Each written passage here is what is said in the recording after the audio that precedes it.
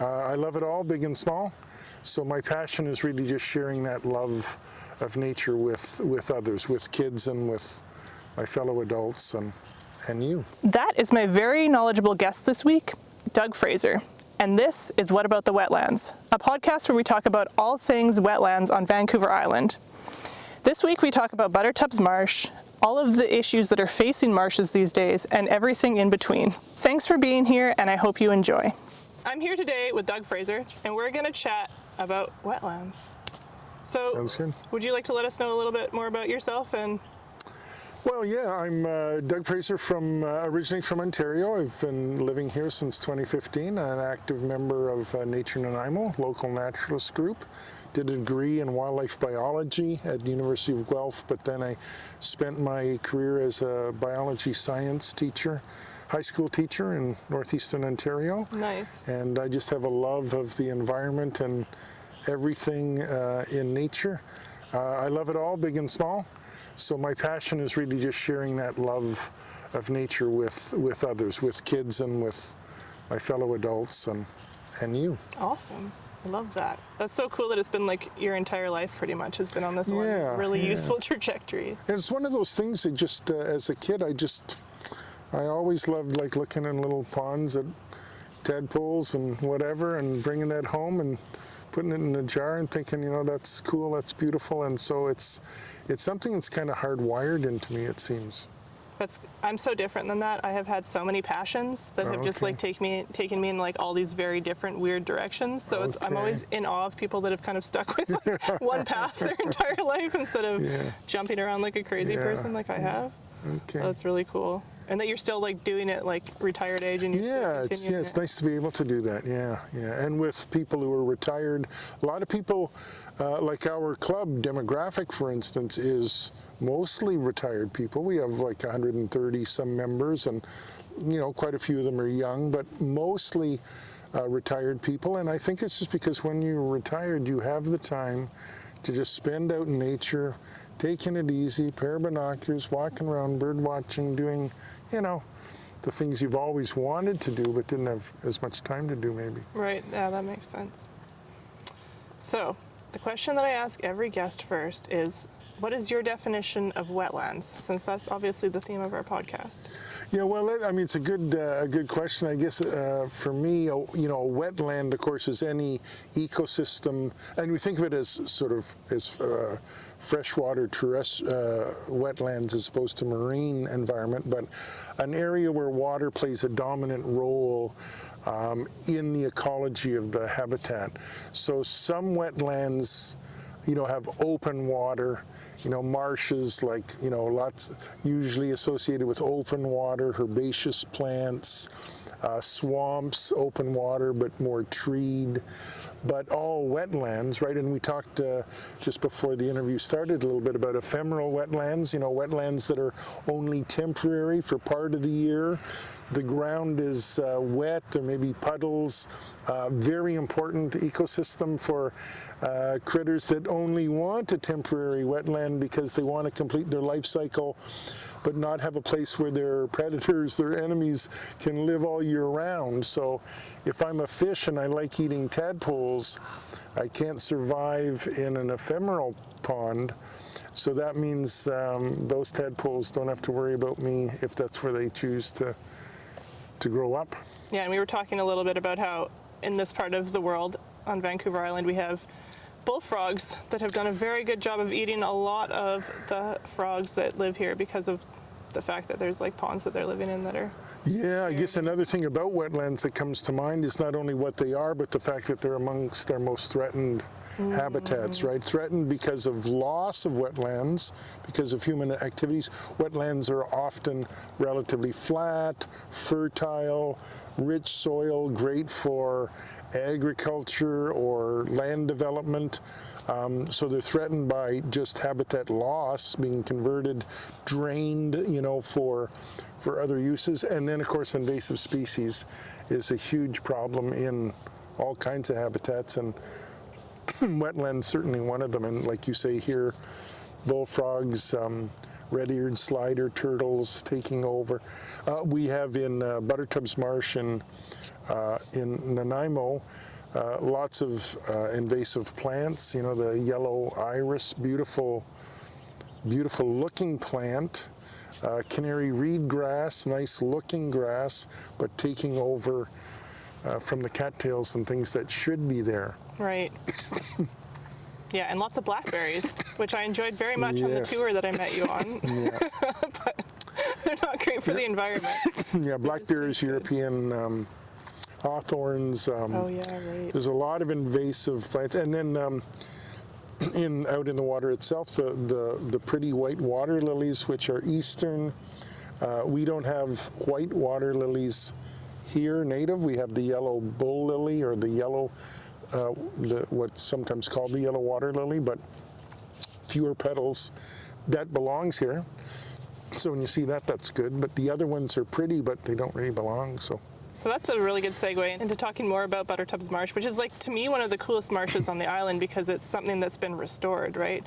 Yes, yeah. It was at one time. It's been used as farmland, but it was reflooded and maintained now as a wetland, and it's right in the heart of Nanaimo, so it's lucky for people right within the city, right within that urban space, to have access to a beautiful conservation area. So there's the troubles with it in terms of the invasive species, but anytime you have a water-rich environment, life will be attracted to it. So the migratory birds, the native plants and animals that do live here, they may have to compete with some invasives, but they do have a beautiful environment, a beautiful habitat to be in.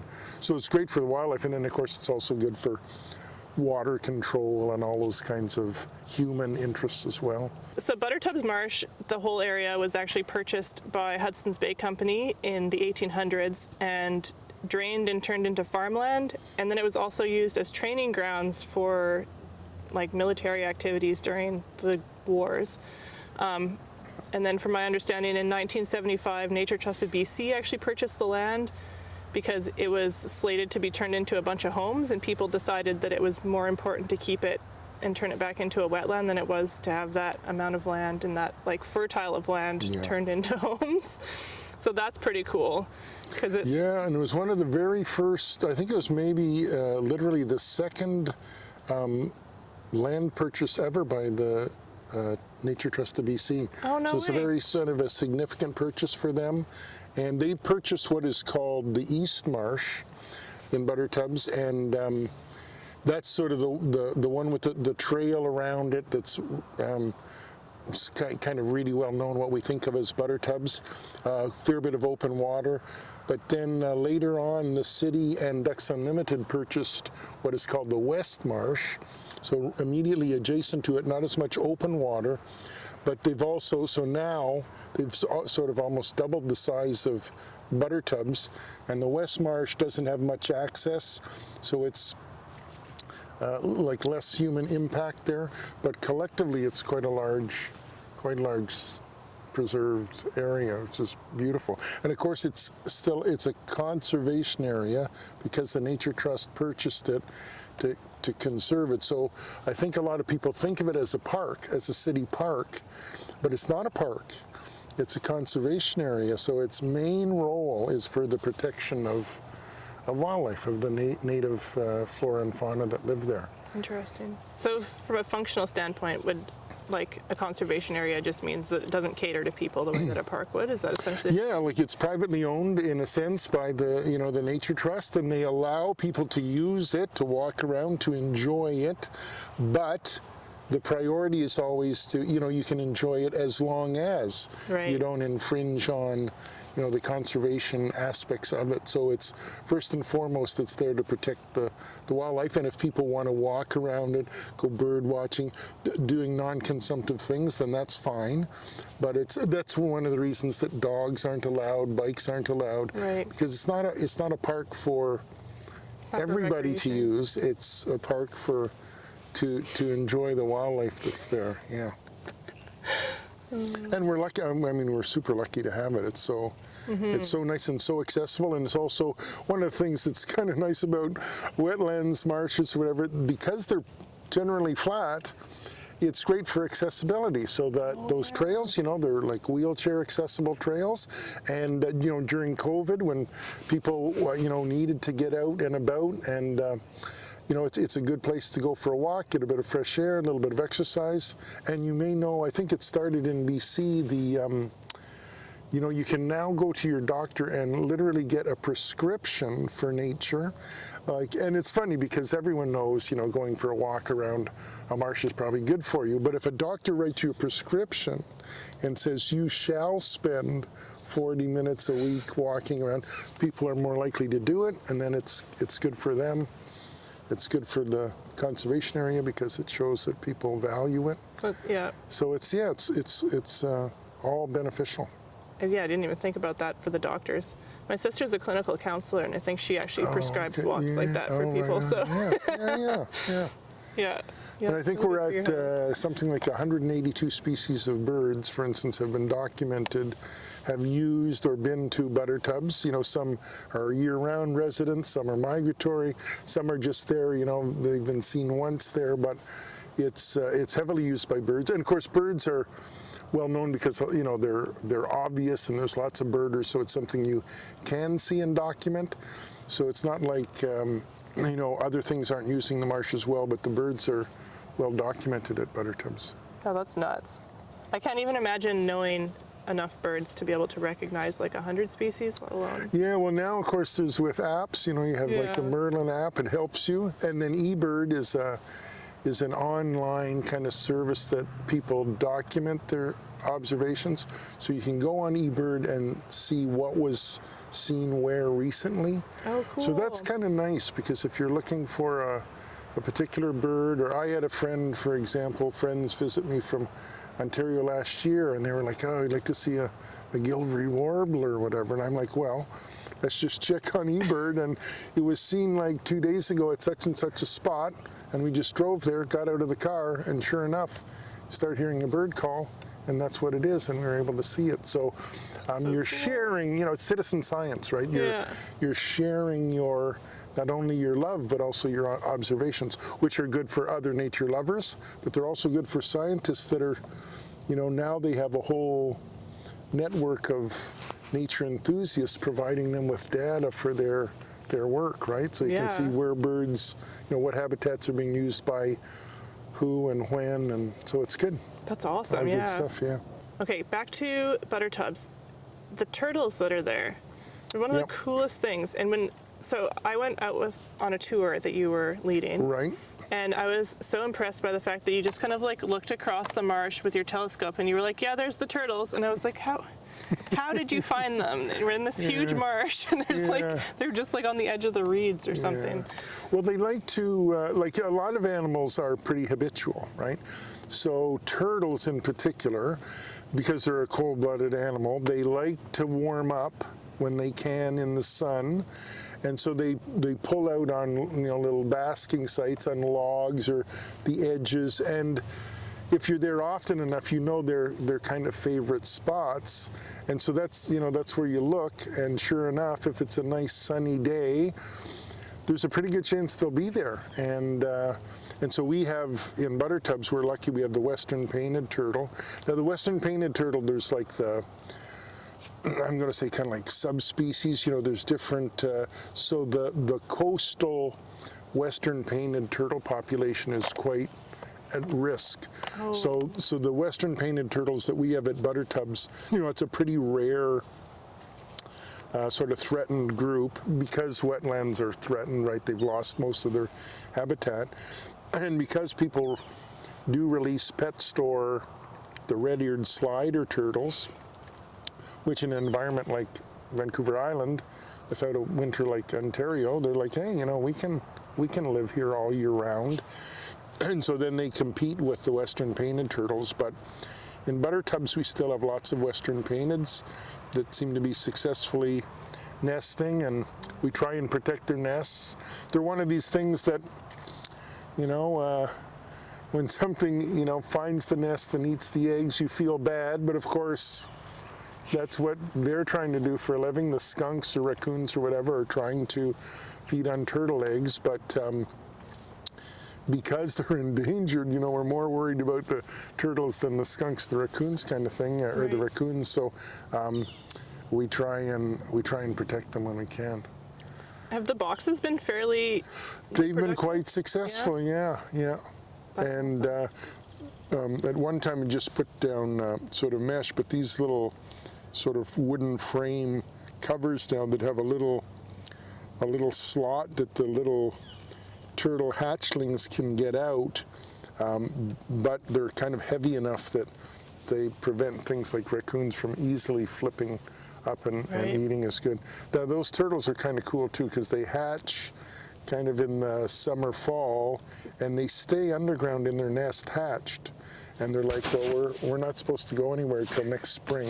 So they just sit in the ground through the winter, and then in the spring, they claw their way through the gravelly earth to the surface, and then head out to the marsh. So most of the boxes that are out there right now then have turtles in them? Yeah, if it's been a successful nest that hasn't been Cool. dug up, there's little turtles under there that have probably hatched by now, and they're sitting there just biding their time. Crazy. Which I think people also, it surprises them that how many like animals, they can go a long time without eating, right? Because when you're cold-blooded, I'll use that term, but they don't really need much energy to just kind of maintain themselves if they're not doing anything. Right. So they just sit in the cold ground for months and then become active, and away they go. Yeah. They have a tough life though, because when they're little, they're pretty vulnerable. Yeah, I bet. They're probably really tasty for a lot of Yeah, animals. Yeah, and they're small enough to go down, like say the mouth of a bullfrog. Whereas once a turtles are interesting, right? Because once they get to be adult sized, they have very few predators. So they live a long time if they reach adulthood. Right. So it's kind of like a crapshoot, when you're little, good luck to you as a little turtle, because lots of things like eating you. But if you manage to make it to adult size, then hey, you're pretty good, yeah. There aren't too many things that can eat you. Do you know how long the western painted turtle lives? I'm not sure. It would be decades though, for sure. Yeah, they would they could live to be decades old for sure. That's pretty cool. We need to teach them how to eat bullfrogs. Yeah, Sounds like. Well, and they may eat bullfrog tadpoles, but the problem is like with any invasive species, the reason they're successful, they've come, and people I think are often surprised, right? Because they come to an environment where everything else is adapted to that environment. But the problem is, if you're adapted to that environment, so are all of your competitors and your predators and your diseases. Right. If you come to a new environment, there's a pretty good chance you won't be well adapted to it, and we don't hear anything about you. But if you like the environment, you've left all your predators and diseases behind. So all of a sudden you have a competitive advantage, because the things that recognize bullfrogs as food, they're not here. Yeah, fair enough. So, like we still have some birds, like, herons and whatever, that look at a bullfrog and go, okay, I can eat that. But a lot of things don't, because they're going, I don't, that doesn't look quite right to me. Weird. So, and same like with a plant, so like it is, something that eats,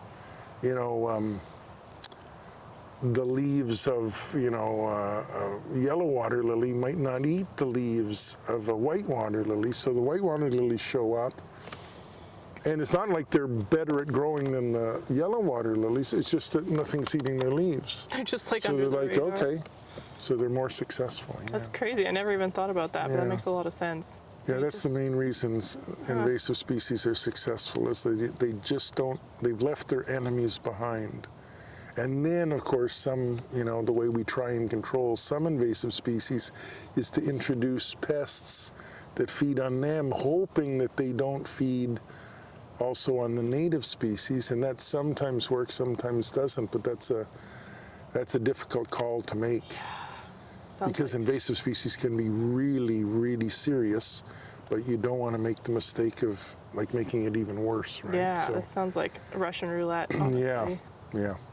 Do you have any examples of when that's actually worked I don't really Well, like the tansy, they released, or a purple loosestrife, they released a beetle that feeds on purple loosestrife.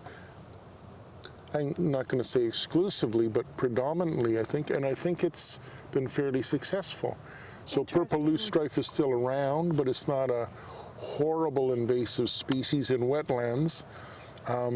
In Ontario, it was a huge deal. It's like, oh man, purple loosestrife's going to like sort of wipe out wetlands in Ontario, and it's still problematic, but not so bad. Huh, that's really cool. You know? Yeah, it's usually the opposite you hear about, like, I don't even have any examples of things that have been introduced to fight something else, and then they're worse than the original invasive species was. Yeah, I think that's like, I'm not sure if I got the story exactly right, but there were some Pacific Islands where I think they released mongooses maybe in hopes of controlling rats. But then the mongooses decided to eat the native birds, flightless birds and birds' eggs and stuff. They thought, oh, these are great. So they maybe ate a few rats, but the problem became worse because what they were hoping they would control, they actually chose native species as their primary food source. It was like, oops, you know, that's so yeah, it can be really problematic. You know, Australia is famous for the rabbits, right? And of course they released the virus that is pathogenic to rabbits. So the virus controls the rabbit population somewhat, but you know, you still have rabbits, and we don't like seeing rabbits all die with viral diseases, but probably better than having rabbits destroy the environment, right? Cactus, cactus aren't native to Australia. Oh, They're really? introduced to Australia and they've run rampant because lots of native species go, I don't want to eat a cactus with all those spines. I'm not adapted to that. Yeah, try figuring that one out. So the cactus, you know, a slow-growing plant has been very successful in Australia because of, you know, it left its herbivores behind. Interesting, and I wonder because like cacti hold so much water in a desert, I wonder if it actually adds to the environment. Like I wonder if they'd be considered invasive or if it's just like they're kind of a well, I mean, it's species. kind of invasive in the sense that anything that's growing there is taking up space for something that was native. Yeah. So in that way, you know, it's like, you know, if you have a big patch of blackberries and people say, well, you know, the birds are feeding on the blackberries. It's like, well, yeah, those birds that are feeding on those blackberries, they're doing okay, but what used to be there growing and what fed on that, because that might not be doing too well, right? So you always have, like, you're always going to lose something when you have an invasive species because it takes up room. But I wonder if like in Australia, because there's so much like desert space, if it had taken up that or if it has taken from like other plants. Could be interesting. Well, there's a lot of video or photos of like areas that are massive quantities of cactus, which, but yeah, I know what you're saying. It's like at least it may be more biologically productive, but different species than it was. So yeah. Interesting. And I'm gonna have to do more research on that after this. Yeah, that's good. Yeah, there's a lot of examples of invasive species running wild, and it's. Well, I suppose next to climate change and I guess habitat loss, but it's arguably maybe the second or at least the third worst or like biggest threat to biodiversity on the planet. After climate change and possibly human habitat loss, invasive species are wiping out native species around the world, sort of everywhere. And it's like the bullfrogs.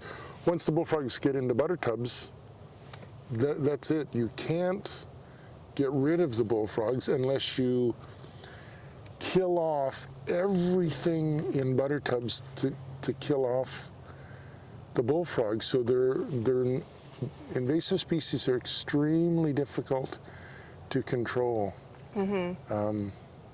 So it's a very serious problem everywhere. So butter tubs hasn't had issues with bullfrogs then? Oh, it has, yeah. Oh, okay. Yeah, we no longer have.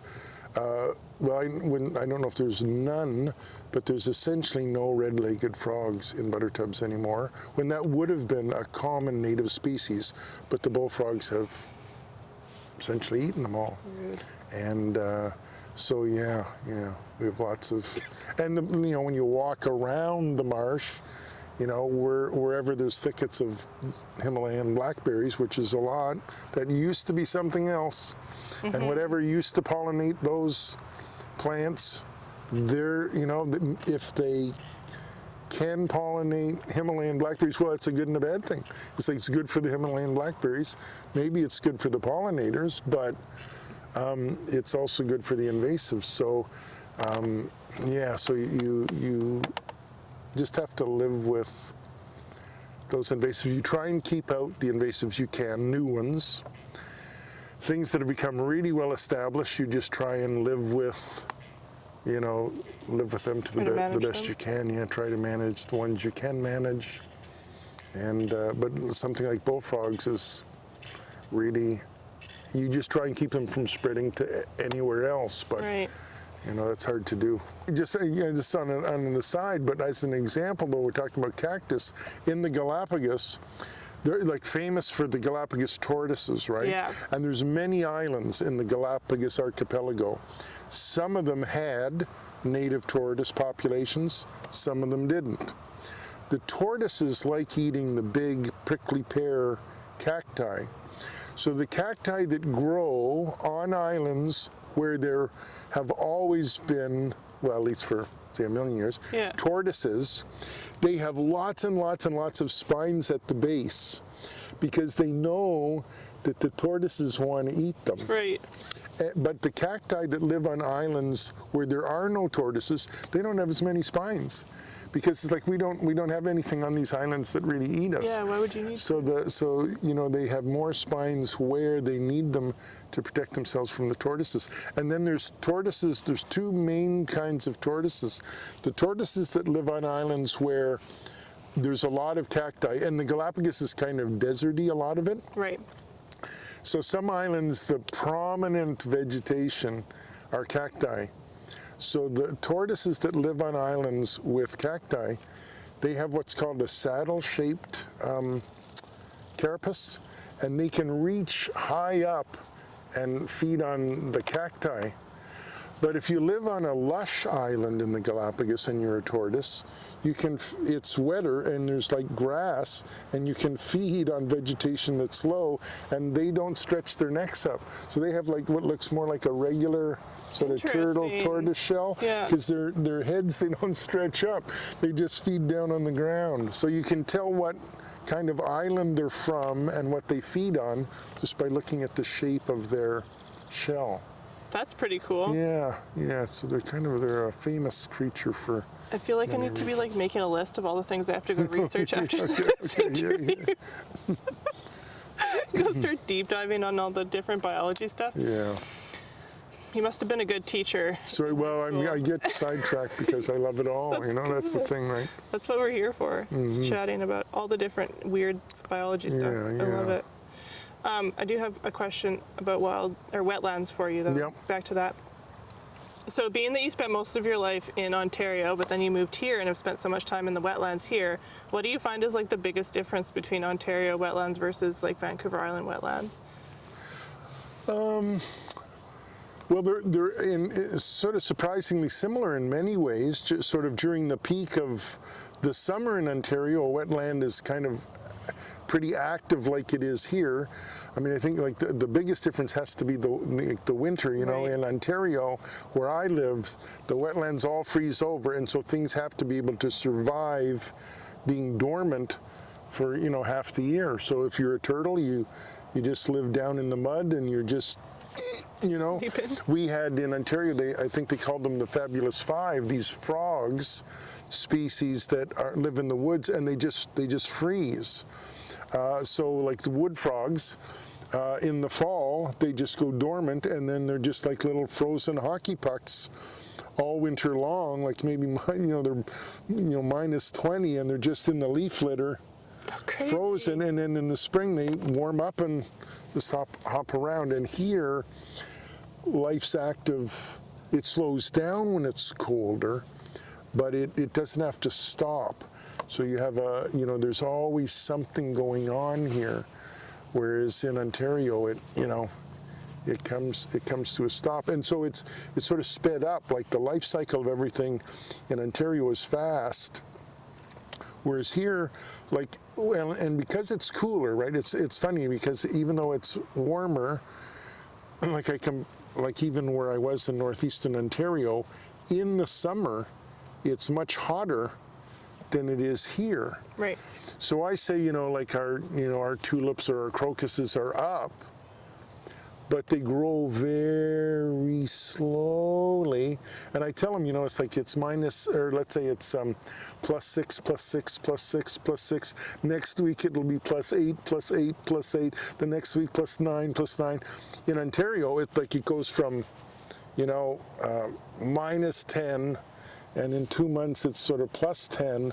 So it's like a dramatic increase in temperature, and things then go really, really quickly. Right.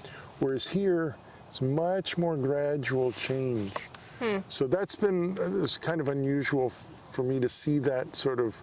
I expect spring to be an explosion of life. Spring forward. Whereas here, some things are active, in February, other things are active in May. Whereas in Ontario, it's all sort of May and June is it, Yeah. Like we didn't get leaf out until, like where I live, until full leaf out until after the middle of May. And if you don't have any leaves out, like in a lot of deciduous trees now, and that's a little bit of biology there too, coniferous trees, evergreen trees, their needles, they keep their needles, but they're not doing anything when it's cold. Right. It's just we don't want to have to regrow them. So low nutrients, so we save nutrients by not replacing our leaves. But it's not just because we have green leaves in the wintertime, we're not doing lots of photosynthesis, it's too cold. So in Ontario, though, you have all these deciduous plants that have no leaves yet. If you have no leaves, you have no photosynthesis, you don't have insects feeding on leaves, everything's waiting for the plants to become active. Then the base of the food chain, the insects start feeding on the leaves, the migratory birds, the little warblers come back and start feeding on the little insects, and right. And the pollinators, everything's starting to produce flowers in the spring. Whereas here, there's things flowering in February, right? So there's some pollinators out in February, and we have bats, for instance, that are active all year round here. Now in the winter, they're not nearly as active, but they could be out flying essentially any night of the year. Whereas in Ontario, they either migrate or they find a cave to overwinter, and they're not doing anything until it warms up in the spring, because there is no food flying around to catch at -10, right? Whereas here, if it's 0 degrees, there might be the odd bug flying around, and you go out and you can catch it, Yeah. I think a bat's wing would freeze pretty fast too if it was out there. Yeah, oh yeah, it'd be super, super cold. It would just, because they weigh almost nothing. Yeah, but they have a lot of blood vessels and wings, don't they? Yeah. They would cool off in a hurry. So you have to have a steady supply of food. Right, yeah. So in Ontario, it's just not there except in the spring, summer, early fall, Whereas here, if it's -10, you say, okay, we're not going out tonight. But if it's +2, you go, I'm a bit peckish. We do get the winter bugs. It's always like, oh, is it spring already? No. Yeah, no, that's right. There's just a mosquito in January for some reason. Well, see, there's always advantages to that, right? If it's cold, and you think, okay, well, it's 2 degrees. Why don't you wait till it's 10? Because that's nicer. But at 2, you don't have as many enemies, because you know what? Right. At 2, I know it's tougher, but I go it alone, right? So it's that's an interesting thing actually about wetlands too, is that because many insects, well, like lots of animals, but say insects, but they breed in the water, right? So their larvae are in the water. You think of something like mayflies or dragonflies, or they often do a thing called predator swamping, whereas they all emerge within a few days of each other. Right. Because if you all come out at once, even if you're the favorite food, of birds and fish, and everyone knows you're coming. It's like the western toad. The western toad, they all emerge like within a few days of each other. Right. And the garter snakes are just waiting for them. But I can only eat like 50 of them, and then I couldn't eat another one, and they're all coming out at once. So if you all come out at once, everything that likes to eat you is absolutely engorged, couldn't eat another one, and so everyone else can get by. Whereas if you say, well, we're gonna spread ourselves out over a month, then if my favorite thing to eat is mayflies, every day I fill up, and then the mayflies, most of them get eaten, right? You don't get tired of mayfly. Yeah. So there's a lot of species do that predator swamping thing, and I think to a lot of people, if they do happen to see that, it surprises them. They think it's so weird. They see huge numbers of little toadlets leaving the water, heading into the forest. Because as an example, the western painted toad, adult toads are terrestrial. They live in forests. They don't live in the water. They just lay their eggs in the water. But to enter the forest, they all leave sort of at once, and if you see it, it just seems surreal. It's like there's thousands and thousands and thousands of little toadlets all coming out of this one lake, and you think it's some bizarro thing, and they're so cute, yeah. But they're just doing their thing, and you'll never see that again until, if you're back in the same spot, a year from now. Right. Kind of thing, yeah. Yeah, that's super cool. I've seen that in Cumberland coming up. Yes, Cumberland has a famous lake there that... And they cross the mountain bike trails. Yes, that's right. And the mountain bikers, like they're a really good organization where they have, during the emergence, there's posts, please, there's going to be little toadlets around, stay off this trail, please, for this week and a bit kind of thing. Yeah. Which is a little bit hard to predict because every year it's not at exactly the same time. So you have to be monitoring for when they do that, because then for that sort of just several days, they're really vulnerable. And mountain biking, their little toadlets are just hopping across the road. Everywhere, yeah. They just took over the whole trail, and it was we didn't see any warning signs. We just came down this hill that was pretty close to the lake, and all of a sudden there's just toads everywhere. Yeah. I wanted to stop and hang out with them, but yeah, they're really cute. There's we have quite a few toads at Morel Sanctuary at that lake, and Westwood Lake has a population. But yeah, they're really famous in Cumberland because of that huge emergence, and then on all those trails they show up. Yeah, that's super cool. But then lots of things use wetlands as that sort of breeding ground for their young. So we found a really cool sack of salamanders. Salamander eggs at Hamilton Marsh. I guess it was May at one of the tours. But they were really cool because I guess the water was so dark that usually they're clear, the egg sac, right? But they were a dark tea color. Because I guess they'd absorbed a bunch of the nutrients out of the water, so that was pretty cool. Yeah, we have the northern salamander. I think it's I don't know if it's called the giant northern salamander. Anyways, it's quite a large salamander, and lays pretty big egg masses in there. Yeah. And they're interesting, right? Because frog eggs and salamander eggs, you look at them and they're sitting in warm water for days, and they, in a sense, they don't go bad, right? Right. You think there must be some interesting chemistry going on there that pharmaceutical companies, people will be interested in knowing what's keeping them from from fungus, like water molds or something, infecting them. Sorry, but the salamander eggs have a fungi, or maybe it's not a fungi, maybe it's an algae that they have a symbiotic relationship with. That protects them. Yeah. There's a lot of that, and maybe it releases oxygen that helps with the little egg development. Yeah. And we have little salamanders too. There's little salamanders that have evolved to be completely terrestrial, right? And they just lay eggs in the leaf litter, and the egg, instead of hatching, the outside doesn't hatch, but a little goes through a tadpole life cycle within the egg. and it has little gills, and it grows a little tail, and then it emerges as if it had been in the water, but it sort of bypassed that. And of course, that's a good strategy to avoid being eaten in the water, but That's cool. you have to have a very damp environment, right? And they'd be more in the forest, I guess, than anything. Yeah. Salamanders very widespread, though. They're one of these animals that are much more abundant than people realize because you just don't see them. They're a secretive Yeah, they're good at hiding. animal. Yeah. I always feel like very privileged when I come across one. Yeah. 'Cause, And you think of something like a tree frog. Well, they're noisy, right? hear them right now. Yeah. As a matter of fact. When they're singing, they're like but salamanders don't. I don't think they make much noise. I don't know if any of them do. So, you're not aware that they're there. Those little tree frogs, if you're only aware if you saw them, most people don't see tree frogs very often. No, true. But there's a lot of them around, and they're loud.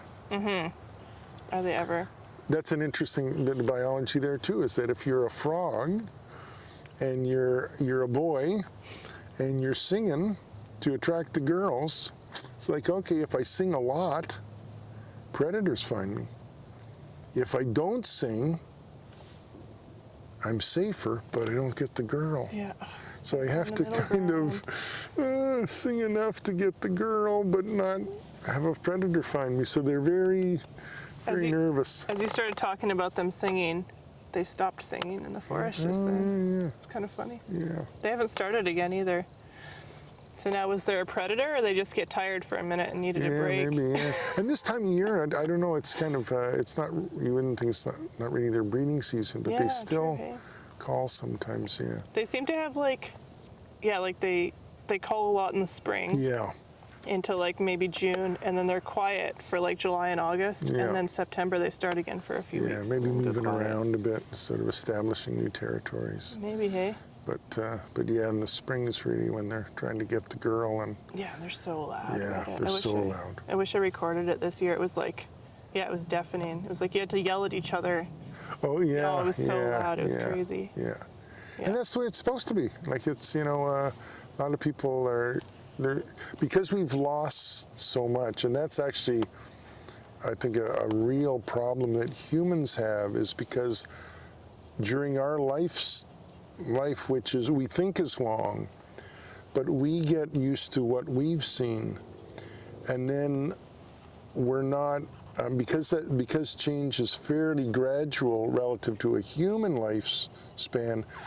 We don't take notice of it. Like I say to people, when you drive across Canada, like you should be outraged that you haven't seen 2 million bison because they were supposed to be there, but because there's never been bison there. I don't see that as it doesn't strike me as being crazy. When I used to live in Ontario and we occasionally go to the East Coast, I wasn't super upset that there wasn't 250,000 walruses in Nova Scotia, but the most southern population of walruses used to extend down to the East Coast, to the Maritimes. I would have loved to have seen walruses, but I wasn't upset because I didn't know what I was missing. So if there was no Canada geese next year at all, I'd notice it. But if there's gradually less and gradually less, then 50 years from now, if a common species goes extinct or vanishes, people won't be upset by it because it will be such a gradual thing, even though over 100 years, it's like, it's gone from being super abundant to disappearing, which if that happened in a year or two, people would be outraged. But they're not because it's gradual. Yeah, so it's kind of like here, it's sort of, you take people around, you show them lots of bald eagles, and I sort of say, well, but I don't know how many there should be. Like, is this good? Right. Or is it really like terrible? Maybe there should be 5 times as many bald eagles. Right. Even though you say, oh yeah, there's lots of bald eagles on the West Coast. It's kind of like, well, maybe, so how do we, so it's hard to judge. That's why keeping records is very, very beneficial. And yeah, that's fair. It's probably easier now that we've got so much citizen science too. Yeah, it helps, And things like those frogs, they seem like there's a lot of them, but maybe they're supposed to be, right? Yeah, for right? sure. So maybe there used to be a more. normal It's number. like, yeah. Yeah. So on that note, as somebody who has observed wetlands for quite a few years, looking just at Canada specifically, Yeah. are you hopeful for the trajectory that we're going with wetlands and like kind of understanding their importance? Or do you feel like maybe we're like looking towards more, like you're saying, species still disappearing? Yeah, well, I guess it's sort of a two-sided coin there. On the one hand, I think we have way more citizen science. We know way more about the value of wetlands, so we're better informed. We know how valuable they are, but the threats to the wetland, growing human population, development pressures, climate change, and invasive species mean that I don't think wetlands are in a good place because it's so difficult to protect them. But we know what we need to do. We're doing some of that, like here, the Hamilton Marsh, protecting the Hamilton Marsh. It's fantastic, right? It's absolutely fantastic, but it's kind of like buttertubs. You can't protect buttertubs from the bullfrogs. So, you're going to lose the red-legged frogs because the bullfrogs are in. So you can do the best you can, but some of these big threats are very serious and are going to be really difficult to overcome. But you try and be hopeful, and there's good signs, but it's challenging, right? It really needs a concerted effort. So people have to trust the science. They have to appreciate that wetlands are valuable, are important, and then really commit to protecting them as best they can, right? And that's not easy. Do you have any advice for people that do want to get involved and help to protect? Like, what would you recommend for people to move that direction? Well, I think first and foremost maybe is appreciating them. Get out there, take people out there, learn about them, because you care about what you love and what you're familiar with. That's one of the advantages of some of these apps and stuff. People go for a walk in the woods in the summertime. Little birds are hard to identify. You bring along the Merlin app, and it hears the birds and identifies, and you say, you know what, I just walked through this forest, and I'm not a birder, but there's these 12 species of birds that I was like right in their territory, and they live here, and they had cool sounds, and I can see a picture of them, so I know what I didn't see, so I appreciate it. So if you go out there and you appreciate it, you get out into nature, that's good. That's really important for kids. And I was going to say, like now, and we have the luxury, we're in beautiful Arrington here out in the countryside, but most people spend most of their lives in urban settings. So for example, buttertubs in Nanaimo's like 100,000 people. Most people spend most of their lives in cities. They don't get out into remote nature. So they need to experience nature right in their backyard, in buttertubs, beautiful trees along their streets, right?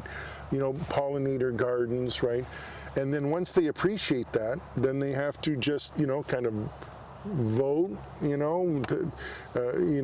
contribute to agencies, like participate in people that are trying to protect Hamilton Marsh, buttertubs, whatever, support the Nature Conservancy, support NALT, support the Hamilton Wetland Conservation Group, you know what I mean? Just do your part as in every way you can, You don't have to be the activist that goes out there, because maybe you're not, familiar enough with it, but if you're aware and you help out, then that goes a long ways, right? For sure. Prioritizing, right? Like this marsh is important to me. Let your politicians, your decision makers, your town council know that I value this, my kids value this, I want it protected, right? Yeah, for sure. So, because that's what, your politicians are just going to do what they think their constituents want them to do, right? Yeah, theoretically anyway. Yeah. Enough pressure, hopefully. Yeah, that's right, yeah. Do you have any like closing thoughts or like anything else you want to talk about? We've covered so much. You are just like an encyclopedia. Well, I mean, I would say I've got to say we're very lucky to live where we live. We live in just a beautiful part of the world, and we still have some wetlands left. And we can go and see them, and we can go to alpine meadows, and we can see, the Vancouver Island marmot, and so we, Cathedral Grove, we can still see some big trees, some beautiful wetlands, some orcas. When I moved from Ontario, it's like, okay, I left the fall colors, but I got whales, I got hummingbirds every day of the year. So we do live in a beautiful environment. So I think people in BC are aware of that. Like they know how spectacular nature is and can be because they're immersed in it. So we have that good fortune, I think, to know what is possible because we still have some of that. So that gives us maybe a leg up on some people who might live in an urban center that, in a sense, they don't know what they're missing, right? Right, yeah. So we're pretty lucky, and that's one thing like nature in Nanaimo. When there's a low tide, you go out into the intertidal zone, and you just see the sea stars, and it's just beautiful, right? You have access to a beautiful world, right? So we have the diversity of, from the alpine meadows to the ocean. Wetlands, big forests, like we kind of have it all. Eh? It's true. You know, even like in the Okanagan, you have deserty environment. So we have like the really dry. We obviously have very wet. If you're over in Tofino, it's a pretty wet environment. Coastal rainforests and dry, arid, deserty conditions in the interior. So, we're lucky. Yeah, definitely. Oh. Well, thank you so much for you're very welcome. This. Yeah, my pleasure. This has been very informative. And again, I've got a list of things now that I have to research, which is like always a good sign, right? Yeah. Well, and send me any emails if you have, specific questions that you wanted to. I'm just enthusiastic about it, and of course, that's one of the advantages of being a science teacher, though. You could talk about kind of all this kind of stuff a lot because you sort of have that, you can fit it in, right? So right, and this is probably a skill set you've learned, figuring out how to fit it in and get people interested. Yeah. But that passion goes so far with getting people to care, so it's a big deal.